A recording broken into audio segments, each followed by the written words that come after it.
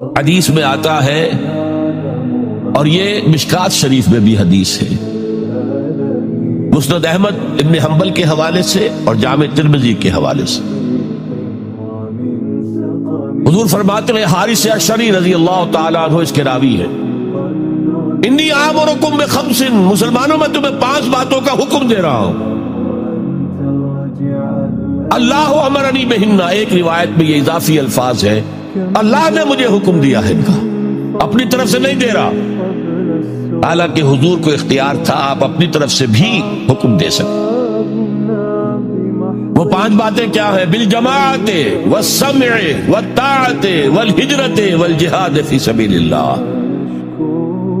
کتنا بڑا مجموعہ اس وقت یہاں ہے، کیا میں پوچھ سکتا ہوں کتنے لوگوں نے یہ حدیث سنی ہے آج سے پہلے؟ ذرا ہاتھ اٹھائیں، کیا وجہ؟ دیکھیے 5 چیزیں وہ ہیں جو ہم میں سے ہر ایک کو یاد ہے، حدیث یاد ہونا ہو اس کا ایسنس تو یاد ہے۔ بنی الاسلام علی 5، شہادت لا الہ الا اللہ وان محمد رسول اللہ، واقام الصلاۃ وایتاء الزکاۃ وصوم رمضان وحج البیت من استطاع الیہ سبیلا۔ اس کو نہیں معلوم 5 ارکان اسلام؟ اور کس نے فرمایا؟ یہ حضور نے، اور یہ کلام خبریہ ہے، بنی الاسلام علی 5، اس میں امر کا انداز نہیں ہے، خبر ہے۔ اسلام کی تعبیر 5 بنیادوں پر ہے، یہ حدیث ہمیں یاد ہے، اور جس کے کہہ رہے ہیں میں حکم دیتا ہوں تمہیں اور اللہ نے مجھے حکم دیا ہے، یہ 5 باتیں ہمارے ذہن سے نکل گئی، اس لیے کہ ہمارے ذہن میں اسلام کا تصور مذہب کا ہے، دین کا ہے ہی نہیں۔ ہم وہی سمجھتے ہیں کہ نماز، ایک تو یہ کہ ہمارے عقائد ٹھیک ہو، نماز روزہ حج زکوٰۃ کا تقاضا ہو، اور کچھ جو ہمارے سوشل کسٹمز ہیں، عیدیں منائے، جمعہ پڑھے، قربانیاں دیا کریں عید الاضحیٰ میں، بچے کا عقیقہ کریں، مردے کو دفنائیں کفنائیں، شادی ہو تو ایجاب و قبول کرائیں، پھیرے نہیں ڈلوائیں گے، بھئی یہ ہمارا دین ہے، ہمارا مذہب ہے۔ مذہب دین نہیں ہے، یہ دین کا تصور ہی نہیں۔ ہم اتنے خوگر ہو گئے محکومیت کے کہ دین کی اقامت کا تصور، دین کو غالب کرنے کا تصور ہمارے ذہنوں سے نکل گیا، ذہن میں ہے ہی نہیں۔ علماء کو بھی اجنبی سی بات لگتی ہے، یہ کیا بات کہہ رہے ہیں، یہ تو اجنبی سی بات ہے، اس لیے کہ ہمارے ذہنوں سے تصور نکل۔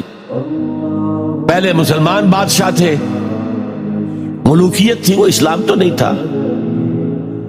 اسلامی نظام تو خلافت راشدہ کا تھا، ابو بکر اور عمر اور عثمان اور علی اور حضرت حسن کو میں مزید شامل کرتا۔ تب 30 برس بنتے جو حضور نے فرمایا تھا کہ یہ 30 برس خلافت ہے، بعد میں تو ملوکیت آ گئی۔ یہ بنو امیہ کے بادشاہ تھے، چاہے خلفاء اپنے آپ کو کہلوائے، بنو عباس تو بڑے بادشاہ تھے، شہنشاہ تھے، بڑے محل بنائے تھے، اور یہی حال پھر ان کو ہم کہہ دیتے ہیں عثمانی خلفاء، یعنی ترک بادشاہ اور شہنشاہ، ان کا بھی حال یہی تھا۔ اسلام کا اس کے بعد آ گئے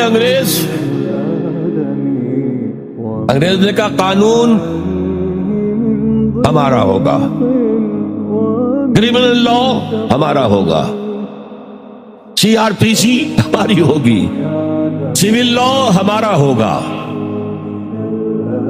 نظام ہمارا ہوگا، ہاں نماز پڑھ سکتے ہو، روزہ رکھ سکتے ہو، ہمیں کوئی تمہارے مذہب سے کوئی دشمنی نہیں، بلکہ انگریز نے تو بڑی رعایت کی تھی۔ اس نے کہا تھا تم اپنے فیملی لاز بھی اپنی مرضی سے جیسے چاہو طے کرو۔ آج مسلمان ممالک میں سے بھی اکثر نے اپنے فیملی لاز چھوڑ کر یورپ کے فیملی لاز اختیار کر لیے، اور پہلی مرتبہ یہ کام کیا تھا ترک نے، اور یورپ کے اخبارات نے پھر تنزیہ لکھا تھا کہ یہ عجیب قوم ہے، کہتی ہے کہ بہترین قانون ہمارے پاس ہے، اور حال یہ ہے کہ فیملی لاز بھی ہم سے مانگ رہے ہیں، رومن لا سے اخذ کر رہے ہیں فیملی لا، تو یہ ان کا حال ہے، کہتے ہیں بہترین قانون ہمارے پاس ہے۔ تو تو انگریز کے آنے کے بعد اب ہمارا علماء کا قال اللہ و قال رسول یا مدرسہ چلا لیں. بہرحال انہوں نے بڑی خدمتیں کی ہیں. اگر یہ نہ ہوتا تو شاید ہمارے ہاں مساجدیں آباد ہی نہ ہوتی. کم سے کم علماء نے وہ پوزیشنیں جو ہیں وہ پر کی ہیں. ایک ڈھانچہ جو ہے وہ برقرار رکھا ہے, اس میں کوئی شک نہیں ان کی خدمات.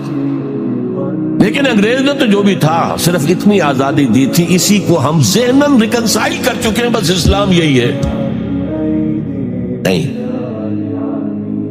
اور آج میں آپ کو بتا دوں,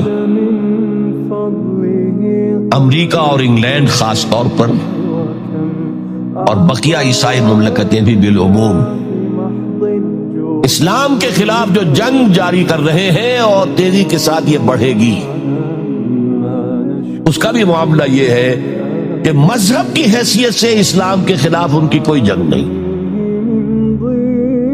جب بش کہتا ہے کہ ہم تو اسلام کے خلاف نہیں, صحیح کہتا ہے, سچ کہتا. وہ یہ کہہ سکتے ہیں you have come here, you have purchased churches and synagogues and converted them into mosques. Did we object? تم یہاں آئے, تم نے چرچ خرید کے مسجد بنا لی, سینیگوگ یہودیوں کا خریدا اور مسجد بنا لی. ہم نے کبھی روکا تمہیں؟ تم نمازیں پڑھتے ہو, ہم نے روکا؟ روزے رکھتے ہو, ہم نے روکا؟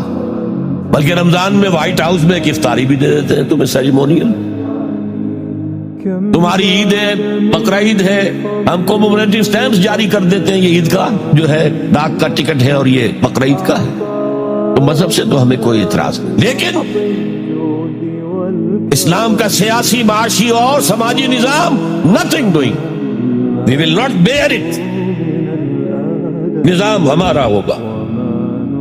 اور سمجھ لیجئے یہ تاریخ نے پورا سرکل, ایک گھیرا پورا کر لیا. وہ جو مولانا حالی نے کہا تھا, اے خاصہ خاصان رسول وقت دعا ہے, امت پہ تیری آ کے عجب وقت پڑا ہے. وہ دی جو بڑی شان سے نکلا تھا وطن سے, پردیس میں وہ آج غریب الغرباء ہے.